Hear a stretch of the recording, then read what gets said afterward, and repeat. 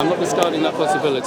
But in the interest of trying to find common ground, what I see foundationally is whatever bad decisions were made around 45, 48, a bunch of people got born in this land, Israeli and Palestinian, who didn't choose to get born there. It's not their fault. I think people are responsible for their choices. None of these people are responsible for being born into that situation.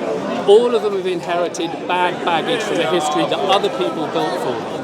And there should hopefully be a constructive way. There must always be an optimum way out of any situation, and I would hope that the optimum for all of those people, if you empathise with them, is potentially better than something as drastic as I think you just proposed, but maybe I'm misquoting it. So when I said, what do you think the way forward is, your answer was what? For the stolen land that has been taken to be returned to its rightful owners. Would you go, what, pre-67 borders, or just the whole thing? Yeah, the whole thing. So do you agree that it's stolen land? I think it's so complicated. I genuinely do. How can it be complicated? I asked you what the Nakba is. I asked you if it's ethnic cleansing. Your response is only that it's complicated. That's not a real response. That shows kind of moral cowardice, because you're not acknowledging the reality. It could show a moral cowardice, or it could show that sometimes situations are genuinely complex. And I think there may be I didn't ask you for a solution. I just want us to come to the same terms as to the reality, the history. Okay, can I give you some... Is it stolen land? I'm not sure I'm qualified to say so, but I've got a strong suspicion that chunks of it are, yes. Is that fair? How much of the chunks are stolen? I don't know, but so your opening question was that, and I think I'm ceding that I think you have a point on the part of the Palestinians. Can I try and say what I think might be some positive things first, see if you disagree? Please, go ahead. Okay, number one. I'm a big fan of Daniel Schmattenberger. Daniel Schmattenberger says, when asked the question, what's one thing everybody could do to improve the world? He goes, take a small amount of time and really try and look at it from the other person's position. Learn to phrase their argument as well as they would. And try and empathise with how it feels to be there. Okay? I think that's good universal advice. I think at worst, if you do that 10 minutes a day, you've wasted 10 minutes, and at best, you may improve the situation. So that's one thing everybody could do. I agree. To represent where I personally am at, with my limited understanding of this, if I'd been in the ground on Saturday the 7th, I don't know what I would do, because I've never been in that situation. But I think what I should do is try and defend the settlers, and I would have tried to stand by them. I hope I behaved right. Well, now, hang on, let me balance it. Equally, right now, if there are innocent Palestinians who are at the receiving end of that retaliation, I hope I would stand on the ground to protect them. But why do you define... Is that reasonable? So I'm trying to side with the innocent people as individuals, more than put people into big tribal groups and then make blanket statements. That's why I think it's complicated. I'm not trying to put people in tribal groups. I'm just talking about very clear moral terms that I think you as a reasonable person will agree to. Okay. That you can't define the settlers as neutral parties. They have settled illegally according to international law, even according, if you want to say, yeah, Israel is legitimate within the 1967 borders. Even if I conceded that, the settlers have gone way beyond those borders, and they've been condemned by international law. Israel doesn't care about international law. Those settlers are basically pushing Palestinians literally out of their homes at gunpoint. And so they're not neutral. So when you describe October 7th, you shouldn't describe it as an unprovoked attack. I'm not. You should I'm not suggesting... Fine, not you, Tony, but others. The media, they want to present it as if Palestinians are just bloodthirsty and they have this terroristic attack against innocent settlers. These are not innocent settlers. They are literally stealing the land of Palestinians at gunpoint, subjecting Palestinians to all kinds of apartheid, ethnic cleansing, and things that all moral people of conscience, such as yourself, would agree is absolutely wrong. And that's why I want to get your agreement on, so we have a shared basis to discuss, other political matters. But if you can't agree that this is unconscionable, immoral, unjust, barbaric, ethnic cleansing, if we can't agree to those terms, then it's difficult to have a further conversation. If I could respond to everything you said apart from ethnic cleansing, because I think ethnic cleansing is so emotive. In terms of justice, there's always an optimum ideal. An ethical ideal, I think the way the Palestinians have been treated falls significantly short of that ethical ideal. Yeah? I think Palestinians have fallen? How? How have they No, fallen short? Sorry, I didn't say that. I said the way they've been treated. Oh, is sorry. I Okay. believe that's the case. I misheard. I could be completely wrong, because you've got to study your facts. I may not know enough facts. There are other people here who will correct me on my assumptions. But I'm a layman, I'm trying to do the best I can, okay? I think, okay, here's something hopefully we can agree on. Upholding international law with uniformity for all people at all times is an aspiration that we could all aspire to, yeah? So As long as the international laws are just. Okay, well, just but whatever the international laws are, at least they should be arbitrated and executed with uniformity for all people, irrespective Fair of enough. nation or faith. Is that reasonable? Fair enough. Okay, so from that positive point coming in, I'd say we're all collectively guilty to some extent, everybody, of not implementing that successfully, and hopefully we can see that if we had implemented it, it might have diffused some of the tension, because I believe... How did Palestinians violate international law?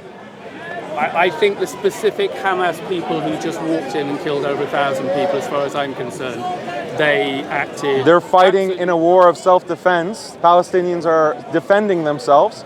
And so, of course, there's going to be deaths, just like in any war. When you occupy a people's land and you're ethnically cleansing them, then how are you supposed to survive? You have to defend yourself. Gaza is an open-air prison. Palestinian children are being literally starved to death. And when they're not being starved to death, they're being bombed. How many hospitals has the IDF bombed? I get it. What I may... No, if you get it, then you should acknowledge that Palestinians are not the ones who are violating international law and all standards of justice and morality. It's one side that's violating all standards of justice and morality. You should acknowledge that. Don't just retreat and say, oh, it's complicated. I think you're better than that, Tony. I think you can acknowledge that this is a clear-cut violation by one side and not the other. One side is the victim of a brutal occupation, a brutal system of ethnic cleansing. You see that, you know that, I know that you do. So just acknowledge it. You don't have to play both sides. The fact that I'm not framing it the way you are, I think breaking things down into black and white, yes and no, good and bad, can be to oversimplify a problem. You want to get the idea. Okay. Show me who's bad. Show me how the Palestinians are bad. Okay, I'll say a couple of things which is against Israeli supporters, just I think to keep common ground, so hopefully we can get constructive, because I'm surprised we got this far. Actually, I really am. Okay. I'm not surprised. You look like a reasonable man. Thank you. Unfortunately, can I say one as I've been transparent, everything I've seen about you gave me the impression that you were totally unreasonable. So, Who's I'm responsible? pleasantly surprised we're talking. And also, who's responsible fair for enough. implementing international law? Because you made it sound like we're all responsible. Yeah, this is what I was but going to I say. don't think we are, because I think isn't it not the Security Council's Let me lob in responsibility? this idea. I think we've broken this thing that we divided into people who are innocent and people who are guilty. And I think that black and white thing is not helping. We should be asking the question, on a scale of complicity, how guilty is any individual? And I think every individual should look in the mirror. This isn't limited to people in Palestine and Israel. The entire global community is in some way failed Do you not to think it's implement more the international law Security with Council equanimity, and we could all the have done better. governments? Yeah? Can we agree on that? Can you, for example, condemn the Nazis for the Holocaust, or is it morally complicated? Why is that? Yes, of course, it's black and white when it comes to them, but when it comes to Palestinians, then it's complicated, it's gray, we can't make a moral judgment. I'm not saying that, because what I haven't... It's a matter of proportionality, okay? It's a matter of... You're pointing out who's been substandard, even if, and I think you're right on balance, that the Palestinians have had a bad deal, okay? I think that. I'm saying more than that. Nonetheless, the key question, the ethical question is, what is a proportional response? By who? Now, I've heard some commentators, like Piers Morgan, I'm not a big fan, but he's plugged this question again and again and gone, what is a proportional response? So that's what we need to identify. For who to do a proportionate response? But I'm trying to clarify what you mean by proportional who. to everybody, because as far as I'm concerned, I want to be on the side of everybody. The species is my tribe. I'm not in any given group. And I think reality happens at the level of the individual, and the more you think in tribal mass terms, the easier it is to depersonalize it and lose track of the individual reality of pain and suffering, yeah? Okay. So you want to focus on that, and in reality that is happening to individual Israelis and individual Palestinians, and I want to empathize with them as much as I can, without just making out it's all 50-50 and the same, and ignoring the moral political quandaries you're putting out, okay? Is there any such thing as an innocent German in World War II? Were there any innocent Germans? No, I don't think... There were no innocent Germans? We're just caught up. As I hope I just said, I don't think any human being is 100%. We're implicated and connected with each other. Everybody is culpable of being suboptimal. So the Jews were culpable for the Holocaust? If everyone is culpable, I don't want to be the guy who's going... You have a certain standard for World War II? I don't believe that. Okay, all I'm saying is we all make choices. We make some substandard choices, and terrible choices are made by the Nazis, no question. Okay, they are the most culpable people. You could argue. So that can we compare the actions of the Third Reich to the IDF and what the Israelis are doing to the Palestinians, starving them to death, bombing them, ethnically cleansing them, stealing their land, bulldozing them, literally running over them with tractors? We can't compare that to genocides? I think you can make, if you want to make a comparison, I'll go on an edge and go there. But I think in terms of scale, I do think there is a clear difference. Well, there is. Yeah, I can agree. I can agree that the scale could be different, but are they within the same category of genocide? If you want to argue they are, hypothetically, let's accept that they might be in the same scale. Now, if we measure the severity, 6 million people in concentration camps with clear intent and gas is not a level of is a much higher level of malicious intent, I think, than confining people into an area and ignoring international law and potentially starving them. Now the starvation, that hasn't been the ongoing policy prior to that, I don't think. It has. You said 95% of Gazans in Gaza don't have access to clean drinking water. They don't have access to medical supplies. The few hospitals that they have been turned into rubble. That's the reality of Gazans. The figure that I've heard, correct me if I'm wrong, I've heard this from Abbas. Do you know Abbas? No. Okay, he's a Muslim. It's very good. Very good intel. I think most people here respect Abbas to a fair extent. I've heard quoted is that between 2008 and 2020, 5,000 is just over 5,000 Palestinians were killed in the conflict and about 250 Israelis, which means you've got a ratio of 20 to 1. Yeah, I think that's a significant statistic, and it should be on the table. Okay? It's not. It's even more. I don't want to hide from that, but I would then draw on it and go, okay, I'm looking at 5,000 versus 6 million. I think you can see there's a quantitative difference there. Also, that doesn't take into account the total amount of deaths by Palestinians who are malnourished. They don't have access to medical care. They cannot go to access medical care, even in the West Bank, because there are checkpoints that prohibit Palestinians from traveling. This is why former President Jimmy Carter calls it an apartheid state. Sure. It is an apartheid state that was worse than what South Africa experienced. I get it, but we were able to disentangle. So what is the human toll of that? It's not just about civilians that are killed in armed conflict. Okay. I'm not agreeing with the severity of your diagnosis, okay? I do agree that ethically, I think the Palestinians have had the short straw. That does not mean for 1 minute that I support what Hamas did, and as I've said, on that day, I'd be on the ground helping to defend those people, okay? Because helping to defend Palestinians? Helping to no. Why? Why? You're saying you're this close to acknowledging that the Palestinians are being ethnically cleansed, but you still want to defend the ethnic cleansers? Okay, no. The settlers? That's what the settlers are doing. I haven't reached the point where I'm agreeing with the level of ethnic cleansing which is comparable to the Holocaust. Number two, you just agree with a little bit of ethnic cleansing. No, I think not 6 million. Maybe a little bit lower number of ethnic cleansing is okay. Okay. That's how you sound, my friend Tony. I just met you. I really like you, but this is how you sound. It sounds ridiculous. I don't want to sound like that because it's not right, man. Let's go from foundational assumptions. Nia, intent in the Quran. I'm all about intent.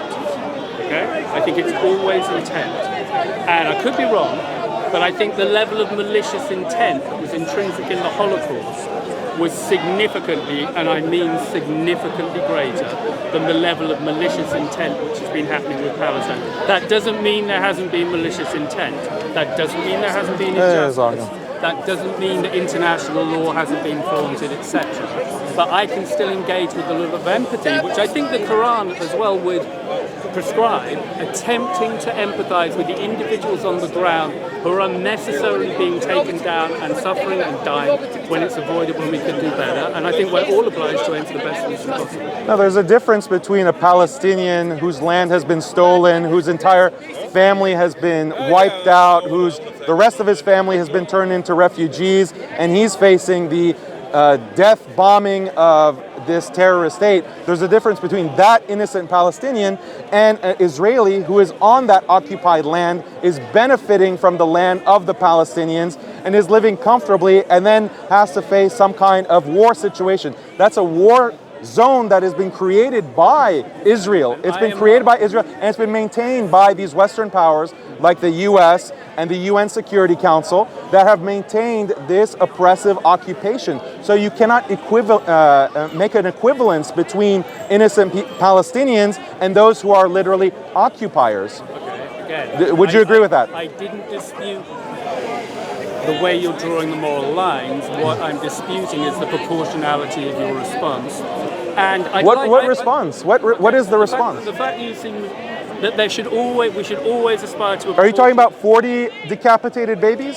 No. That was proven to be a hoax? Okay, I don't know that's proven. How about the raped ravers that turned out to be a hoax? I don't know that's a hoax. What about all of these hoaxes that have been pushed by Israeli propaganda? How about the AI images from Ben Shapiro of the charred babies? It turned out to be a hoax, fake images. Okay, apparently.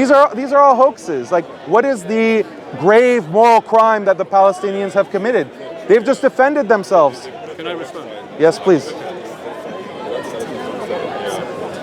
I thought when Mohammed Hijab debated Piers Morgan, to me the most interesting thing that I heard during that debate was when Piers Morgan fleetingly said, "Do you believe in a two-state solution?" And Mohammed Hijab said, I'm paraphrasing, "I'm not sure, it's complicated."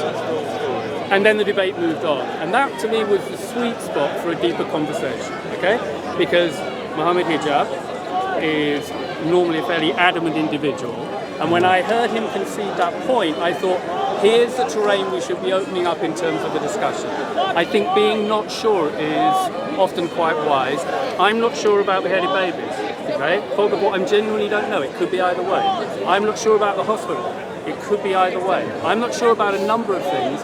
What concerns me is people who are sure, above and beyond what is objectively reasonable. And the fact that you sound like you're so sure makes me maybe appeal to you to double check your sites. Maybe the level of can you at least condemn Israel for bombing hospitals? Oh yeah, of course. Hang on. Because it's about near and intent. Anybody who bombs a hospital and innocent people with intent, I clearly condemn.